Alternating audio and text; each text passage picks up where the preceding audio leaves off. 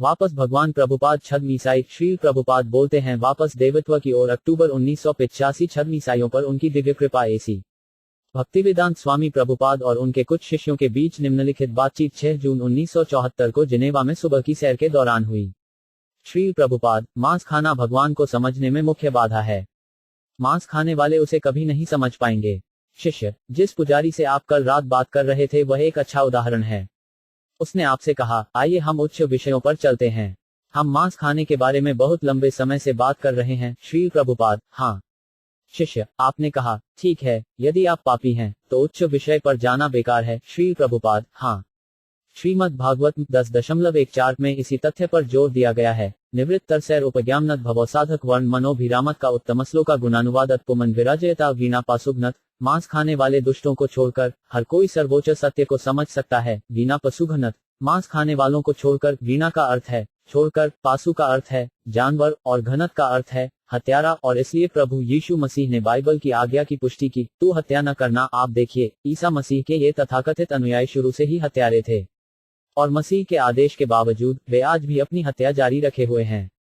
लेकिन वीणा पशुघ्नत, वे जो कुछ भी पवित्र प्रतीत होते हैं, वे जो पशु हत्यारे हैं, मांस खाने वाले हैं, वे कभी भी भगवान को नहीं समझ सकते हैं। यह बस संभव नहीं है। ये छद्म धार्मिक लोग सोचते हैं, हम बहुत अच्छा काम कर रहे हैं, परोपकारी काम कर रहे हैं, ईश्वरीय काम कर रहे हैं। हम अस्पताल खोल रहे हैं, हाईवे बना रहे हैं, भूखों को खाना खिला रहे हैं, इत्यादि। तो अगर हम बूचड़खानों को बनाए रखते हैं और एक दिन में 15 मिलियन जानवरों को मारते हैं तो क्या फर्क पड़ता है? बेशक, किसी कारण से जो हमें समझ में नहीं आता है, समय समय पर हम भयानक युद्धों में समाप्त होते हैं जिसमें हम खुद को और दूसरों को मार डालते हैं। लेकिन हम खुश हैं। ये छद्म धर्मवादी अपनी विशाल इमारतों, अपने बड़े गगनचुंबी इमारतों और बड़े कारखानों पर भी गर्व करते हैं। लेकिन यह सब दुष्कृति है, मेहनती धूर्तता, क्योंकि यह केवल पाप कर्म करने के लिए है, बस। हाँ, वे कहेंगे, हम केवल शराब, महिलाओं, जुआ और मांस खाने के पीछे हैं, लेकिन हम सभ्य हैं। शिष्य, हाल ही में आपके एक शिष्य ने बटलर, पेंसिल्वेनिया का दौरा किया। जब वे वहां थे तो उनकी मुलाकात एक पुजारी से हुई जिन्होंने कहा, ओह हाँ, मुझे आपके आध्यात्मिक गुरु की याद आती है। 1965 में वे यहाँ थे। वह अभी अभी भारत से आया था और वह हमारे चर्च में व्याख्यान दे रहा था। श्री प्रभुपाद, हाँ। अमेरिका पहुंचने पर मैंने चर्चों में व्याख्यान दिए। और चर्च क्या है? चर्च एक ऐसा स्थान है जहां ईश्वर के प्रति जागरूक व्यक्ति होते हैं।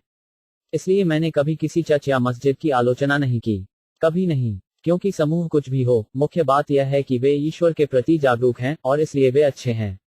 परंतु जब वे यहोवा की आज्ञा न माने तब मैं निंदा करूंगा। फिर भी मैं केवल इन धूर्तों की आलोचना करता हूं, वे जो आदर्श स्थापित करते हैं, वे जो सरासर जिद के कारण आज्ञाओं की अवहेलना करते हैं। अन्यथा हमें उनकी कोई आलोचना नहीं है, हमें कोई दिक्कत नहीं है। शिष्य, हम सांप्रदायिक नहीं हैं। श्री प्रभुपाद, हमें क्यों होना चाहिए? ब्रह्म एक है, हमें सांप्रदायिक क्यों होना चाहिए?